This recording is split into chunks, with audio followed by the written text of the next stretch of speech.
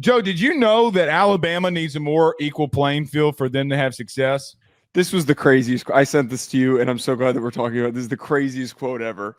Kalen Deboer came out in an interview and said now that we're getting some regulation and restriction and things are going well in NIL, that Alabama is going to have more of a, and I quote here, there will be more of an even playing field, as if Alabama has any right to tell anybody on planet Earth about more of an even playing field. Now, let me defend Kalen Deboer for one quick instance. He's talking about for him and his team because recruiting and everything else is not going like it's going with Saban. I understand what he's trying to say, but because it comes behind the emblem of Alabama, everybody's like, go screw yourself, bud. But your thoughts?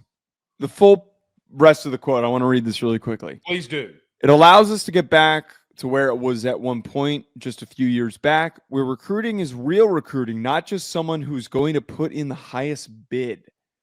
Now, the article that I pulled this quote from had a really nice follow-up sentence after it.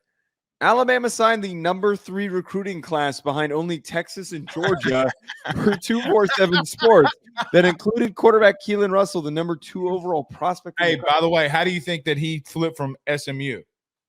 So this is the very perplexing part about this quote is like, one, Alabama was already a top 5 entity in the sport. Exactly. No. Hold on.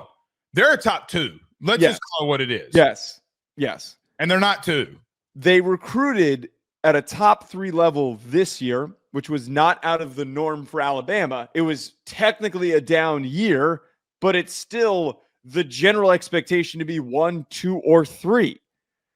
So I just don't understand what the hell he's talking about saying, get us back to it. You still recruit. Is it the expectation that you're supposed to just go back to getting all the top 5 stars like they used to? Is that what he's trying to get at? Is that, yeah, well, we're not going to get outbid for all the top players at each position. They're just going to all end up going back to Alabama. I don't think that's the case. See, you're in a sticky spot here. Not you, but I say you're in a sticky spot here, but the sport is in a sticky spot because, Joe, let's just be honest here. Again, Justice Terry doesn't flip to Texas without NIL. I mean, the kid said so himself. But okay, you cannot have that emblem and talk about even playing fields after what happened the last 2 decades. You can't. Now, He's talking from himself, right? Like he's talking from his point of view. I felt like I was listening to the Washington Kalen Deboer, not the Alabama Kalen Deboer. Because, Joe, he's got the money. I mean, like,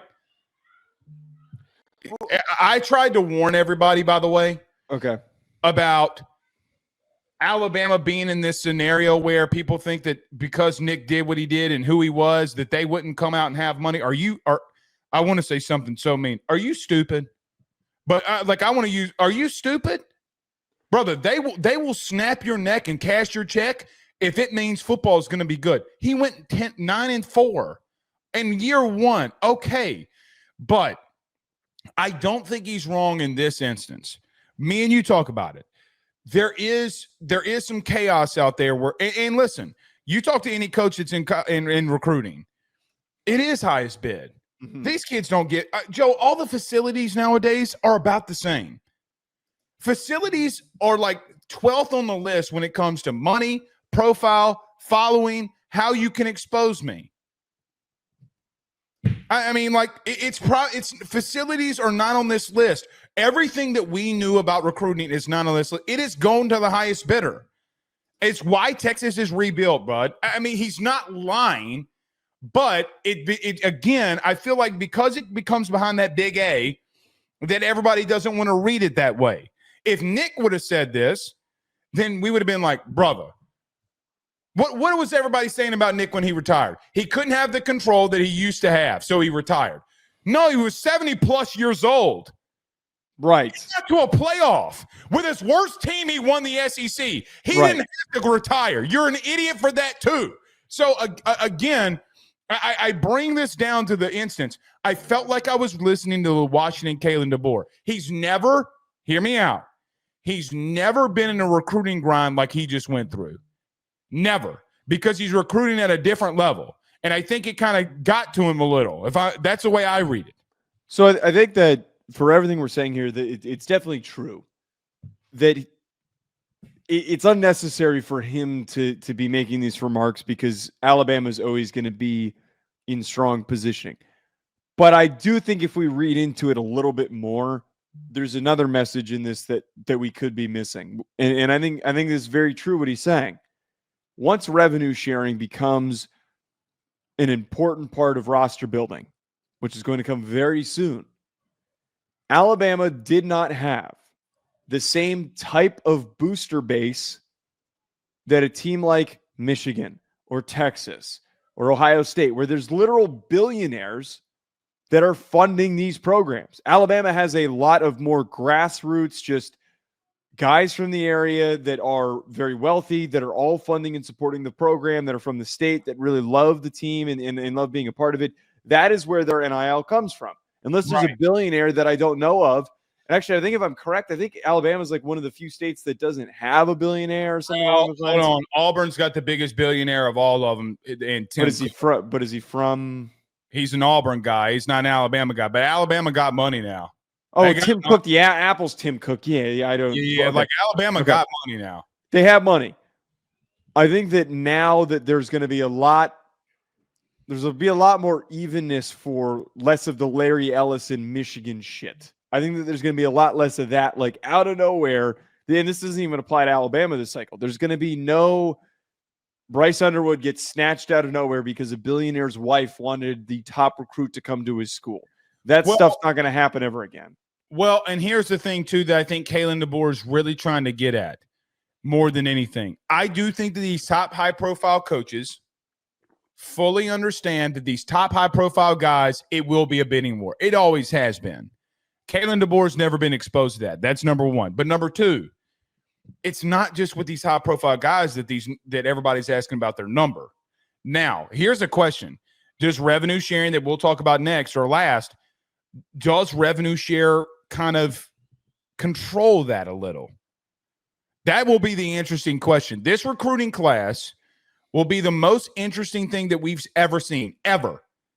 I don't care what anybody tells me. You're right. And even this one, I got to be real with you. I think things got back to a little bit of a level norm outside of like a Bryce Underwood. But those things of guys at the top will not change. Joe, again, the federal court system came out with whatever. We were talking about this. And NIL and collectives will still be a thing. By the way, the topic that we're talking about next, the TV revenue share, it's an NIL collective deal with A&M, if you read the article. An NIL collective deal. They just signed a 25-year deal. I brought up the Senator Ted Cruz thing. You think Ted Cruz does I'm going down a rabbit hole about it's not going to end there. But I do think that he's just, I felt like there was a guy who had never been in a high-profile recruiting situation like that. I mean, where would he have been in one? Sioux Falls? Hey, man, there's some recruits that come out of Sioux Falls. Joe, he ain't promising a kid $800,000 a year at Sioux Falls. You don't know that. I'm obviously joking. No, I do think that you're right. This is like seeing him getting exposure to this now. It just feels like maybe he's a little bit burnt out, maybe from the recruiting process, the season, all of that. Maybe just trying to spark a little bit of optimism just before the season starts. It's an odd comment overall. You know how the Alabama fan base took it? It's not good for the rest of you. You know how they took it? Go look at their board. Oh, he's asking for money? They took it in the completely wrong way. I don't think that's I don't think that's what he's saying at all. It didn't matter. Weird way to read into it. He's going on 3 right now talking about them donating to their collective because they thought he was asking for money. So I think it's the opposite. It's the opposite, saying like y'all don't need to donate that much anymore, and it's not going to be that big of a deal. You go ahead and say that, and you watch what happens come December.